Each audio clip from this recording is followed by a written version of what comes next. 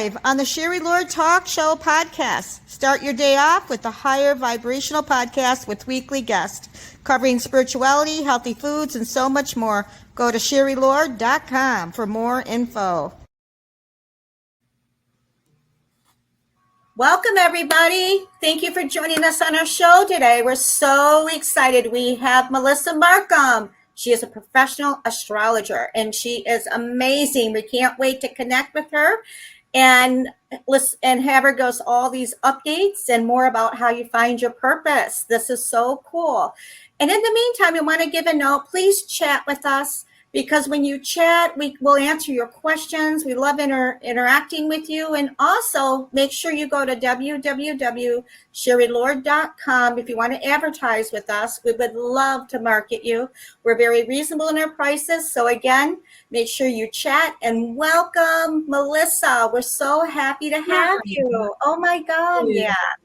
Yeah, I'm happy to be here. Oh my gosh. What a year, right? I mean, it has been an interesting year. It really, really has. It has just been interesting.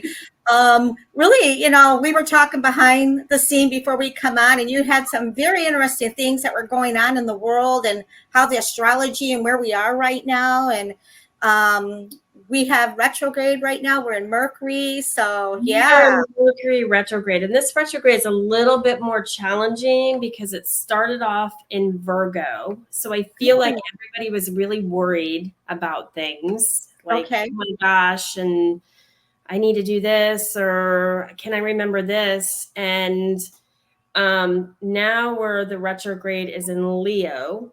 So I feel like a lot of people are thinking with their ego, maybe a little bit too much. They're very egocentric. Leo does not do well with Mercury. So, so now it's actually going to be over on the 28th of this month. So I think everybody will have that, sigh of relief. We're past the retrograde. And, it's kind of one thing after another this year. I mean, it's just a lot of planets are changing signs. We have the biggest probably event of this year is Pluto is going to go into Aquarius at the end of November, and that it's going to stay in Aquarius till about 2044. So what that means is it's been in Capricorn since 2008. So Capricorn represents big business, government.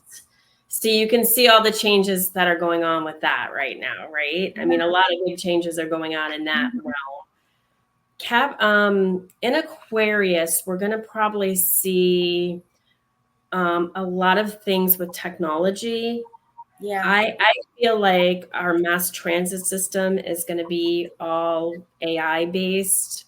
Trains, the busing system, probably self-driving cars, which I know scares some people. So we're going to see these major shifts in technology, and people get a little bit worried about that. And so what I say to them is, because they're like, oh my gosh, AI is going to take over. And I say, well, think about the Industrial Revolution. A couple of times when it, in the what is it, the 1700s, and then again in the 1900s. I mean, that probably scared a lot of people back then. Yeah. So I feel like we will adapt. The human race will probably adapt to more technology. It'll just look very different. Yeah. The future jobs are very, very different. But there still is always a need for human interaction. Yes. I believe. So that's what I say to people. But so a lot going on. Absolutely. And there has been a lot. I mean, I've been going through a lot of change. I think many of us have. How can we go with the flow when Mercury hits? Especially in the times we're in now. There's so much going on right now.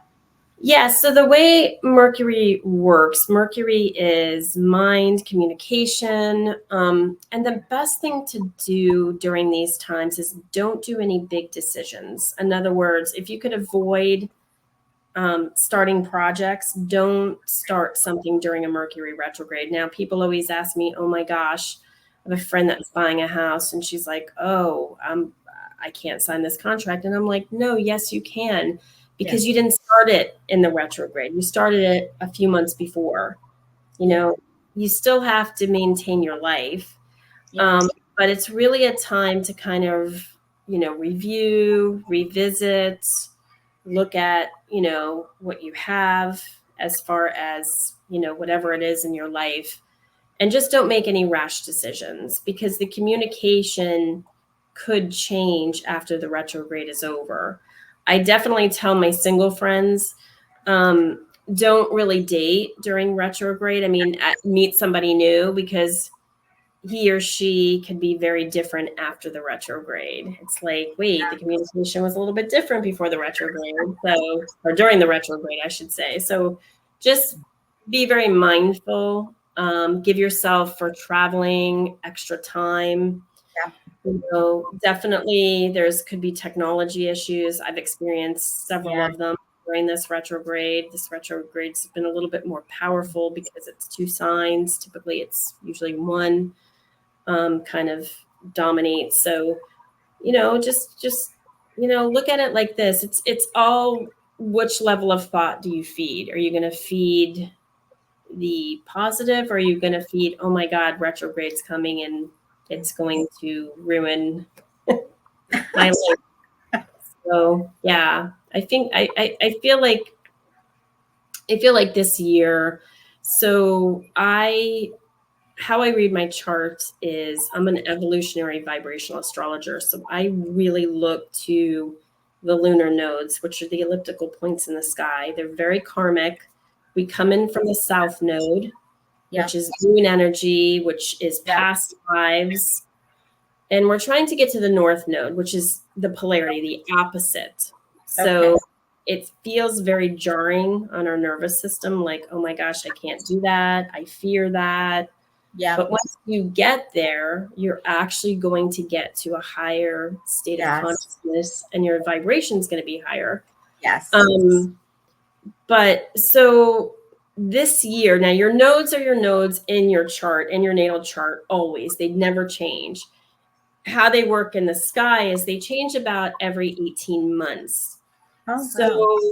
This year we're in Leo, Aries. Libra, Aries. Aries, Libra. Libra is about partnership. Aries is about self.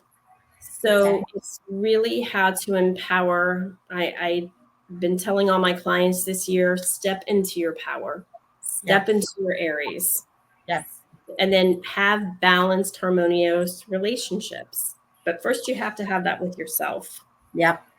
So those are, I feel like, are happening this year to people. People are being challenged with trying to step into their power, or looking at their relationships. Is this working for me, or is this not? And if it's not, then hey, you're thankful for the journey with them, instead of saying, oh, I wish I never would have met them. No, you got something out of it. Even if it was a terrible experience, it was still the experience you needed for that particular time. So, that's how I kind of look at the chart. Like I was saying when we were talking, just before, I said, I'm just confirming what somebody knows about themselves inside. When they're ready to go deep, when they're ready to be self-actualized, and when they're ready to make significant changes that will affect them. And oh, by the way, it shifts everybody in their lives, because energy will flow. So that's how I look at things. Just a big snippet of what I do. Yeah, but that's huge. I mean, people are interested. They're fascinated about astrology. And I have a friends who said it helped them in their life. It pivot pointed things with their family and their kids when they had their children. So it did help them understand their kids before, while they were babies, like this is where they are. This is what's going to be their characters, or what was happening to them, or pivotal points in their own life. And a lot of them said they were right on the nose for them. Yeah, the chart. I mean, and I've been studying the chart like professionally for about 3.5 years. I've always been into it since I'm a kid. It doesn't lie. Even if you say, I'm going to look at this different. It's really hard for any spiritual person, whatever they practice, whatever modality they do, to be self-actualized with themselves, right? Because you can look at things and maybe see things that aren't there. Yeah. But the more that I look at it and the more that I study it, because I'm in the chart every day, is, oh no, that was supposed to, you are where you're supposed to be. That was supposed to happen. And it's all for you to get on a higher state of consciousness. And usually it's the hardest lessons that are the most,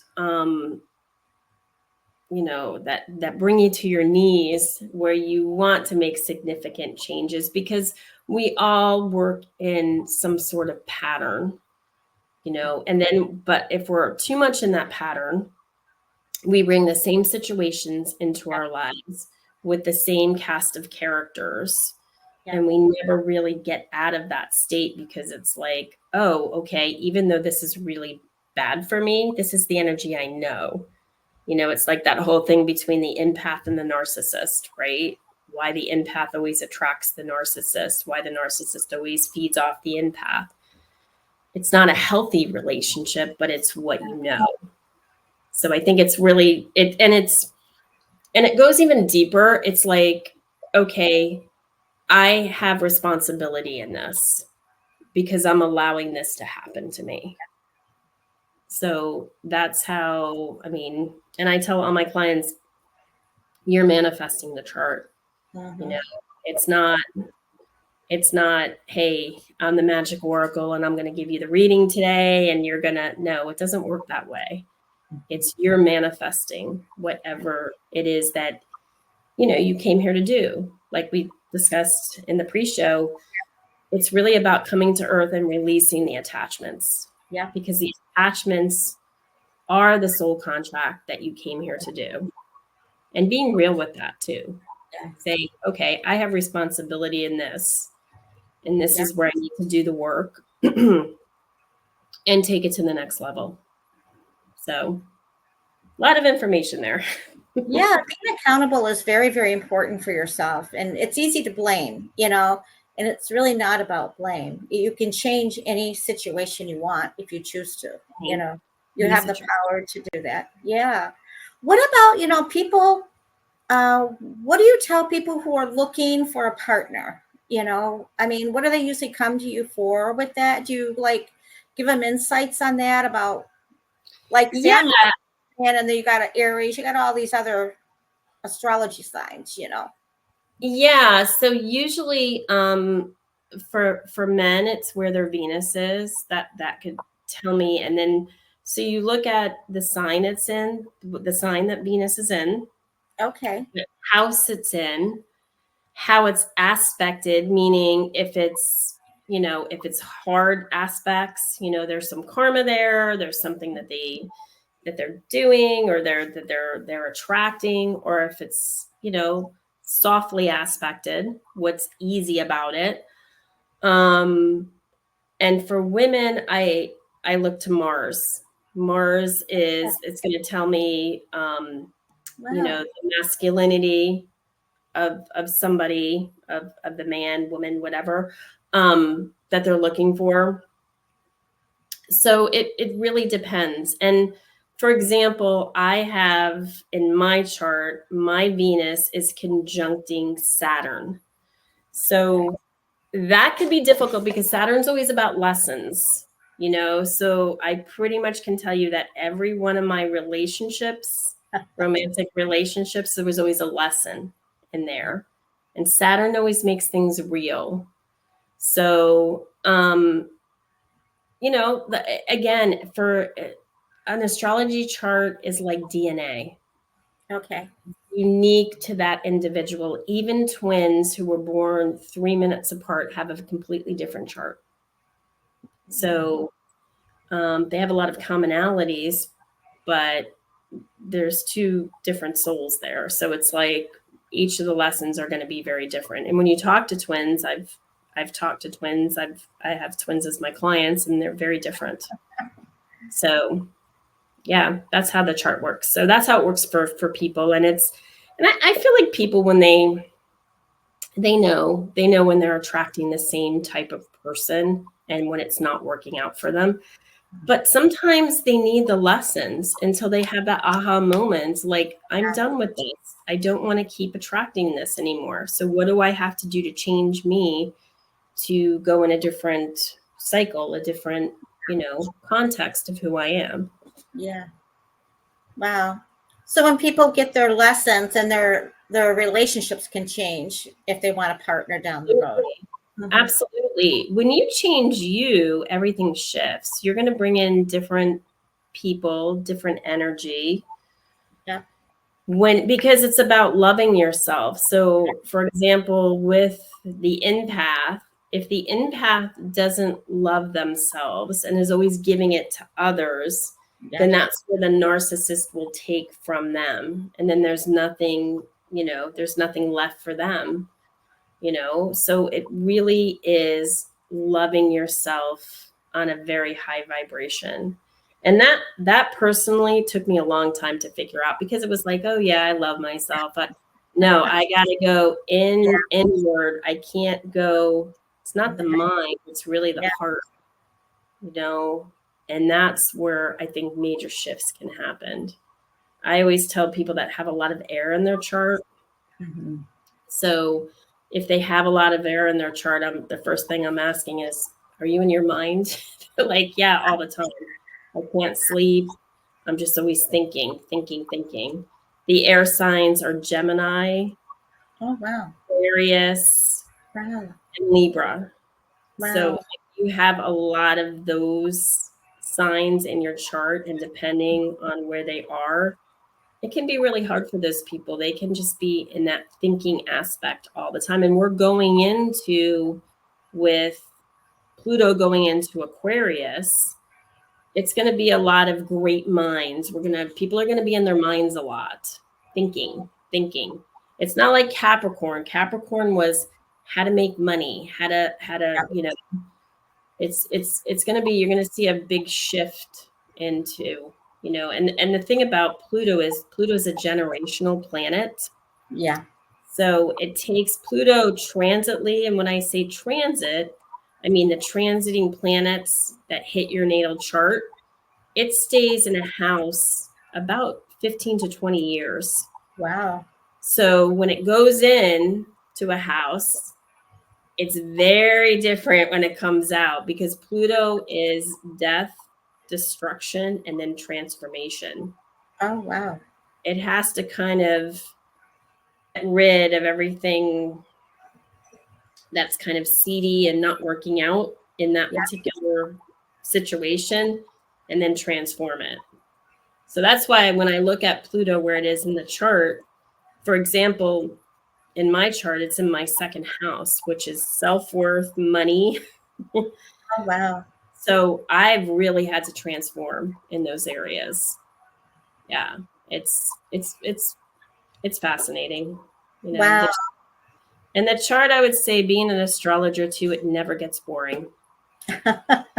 Like, okay, here it is, because there's always ways to look at the chart.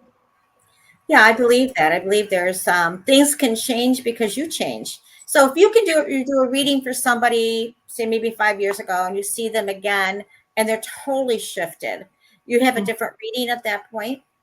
Yeah. So how it works is I do a natal chart reading. The first, my clients when I first see somebody, I'm going to read their natal chart.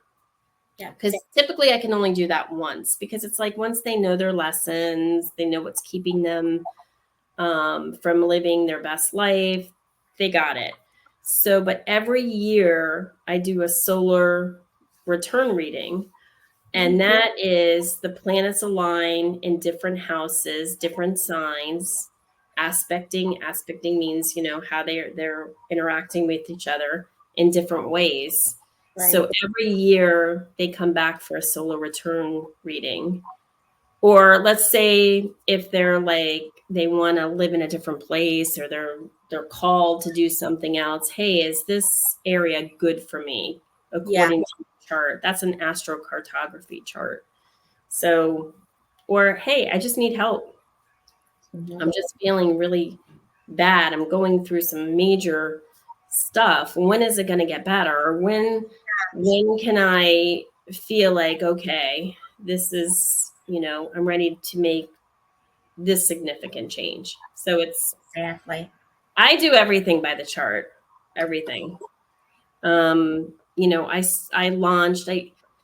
sort of launching something during a retrograde, and I'm like, okay. But I'm launching my new website coming out on September 2nd. I'm launching it right on a new moon in Virgo. And that's what I suggest to people, to look at these cycles of when things can happen. Remember, I said don't start anything during a Mercury retrograde. Same thing during a Venus retrograde. I wouldn't really be wanting to get married during a Venus retrograde. I really wouldn't want to be necessarily looking for a partner around that time. Everything's in cycles. Oh, wow. So you want to pick the energy that works best for what you're trying to accomplish within that cycle, if that all makes sense. And you can do it. I really want to help people that work in corporate America. My new the way that I'm focusing is really on a business perspective, because I think it's, you have your own chart, and then you can have, like, let's say you're an entrepreneur, you can have a business chart. Or let's work and see, are you fulfilled with your career?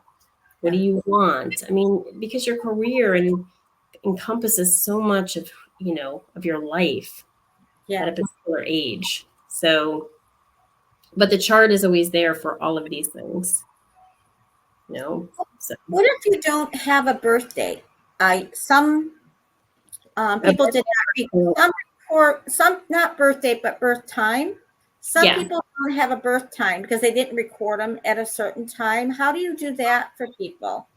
So a couple of ways. There's something called a retrofixation chart, but I'm going to actually take a course on how to do that. But here's even one better than that, is I tell my clients what number and time feels right to you. Like these are things that you could ask your higher self, your guides, whatever you feel comfortable doing. And I actually did this with one of she was taking some of my classes, and she's a client, and she couldn't get her time because the records were sealed. She was adopted. They would not let her even open her own records, which was crazy to me. And she's like, I really feel this time. This time is, it's something that it's almost like pulling this information out of your Akashic records and being able to go in and do it, and it does work. It might take you a little bit more time to do this, but I feel like soulfully we can find out anything we want about our past lives, who we are, if we're willing to put ourselves in that state of consciousness of receiving. So do you have to have the time for your chart to be done, or can you do a chart without the time and just the date? I mean, I can, but the time makes all the difference in the world, because the planets can shift every 2 minutes depending on what degrees that they're in. And it can be very much an AM chart versus a PM chart can be completely different. So but I feel like the number is in all of us if we want to get it. Right. Absolutely. There's so much happening in the world. So how can you help people understand There's a lot of chaos going on, and there's not all chaos. There's some good things happening too. What is happening in the world with the shifts with the planet? Yeah, I think one of the biggest things that's happening in America is we went through our first Pluto return. Now, other countries that have been around for thousands of years had many of them. But the United States, so in 2022, it takes Pluto 248 years to go around the sun. Oh, So wow. think about that. 248 years ago, 1776 time frame, we were in there was a lot of major infighting within the colonies and within everything that was going on back then. And I feel like the same energy is coming out now. So we're going to see some huge shifts in government, in belief systems. And again, I look to Pluto because wherever Pluto is in somebody's chart, it means something very different. So we're seeing a whole generation of people. We're seeing the millennials, for example, that have Pluto and Scorpio. It's all about transforming. They're not going to do things like their parents did them. Yeah. They're not doing. And then you have Gen Zers behind them. Guess where their Pluto is? In Sagittarius, because it's going around the chart. They are changing the belief systems. We're seeing this, right? It's not just about marriage between men and women. It's not even about marriage. It's about being who you are. It's a non-gender aspect of everything. So it's really changing, and it's hitting America quite tough. And I think that's why people are very angry because they don't know what's going on. But if you're spiritual and you go in deep and understand, because astrology will explain all of this. Exactly. Then you can say, okay, wait a minute, we're shifting. We're shifting. The earth it was in Pisces for about 2,500 years, and now it's moving into Aquarius. It's a whole different world in Aquarius. It's a collective energy.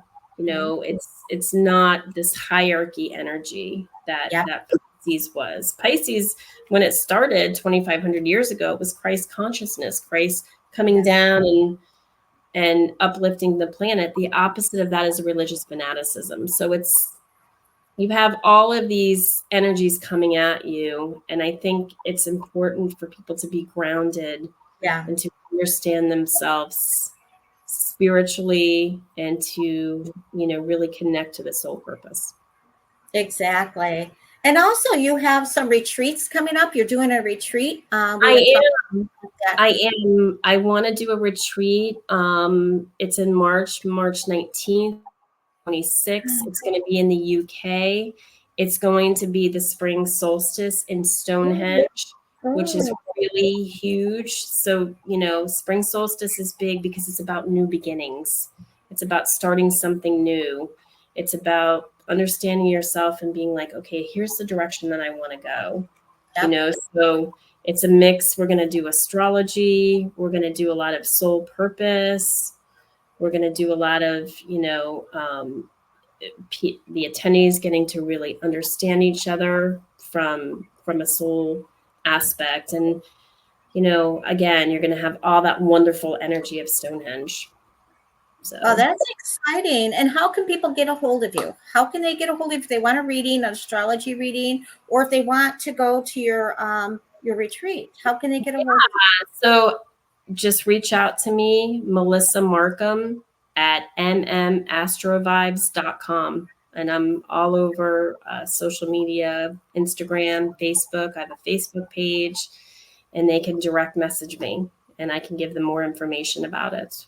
And it's an all-inclusive retreat. So it includes the airfare, it includes the hotel, it includes the excursions, the rides to and from places. So it's, hey, we just want you to come and not worry about anything like that. Wow. We're going to take care of you while you're there.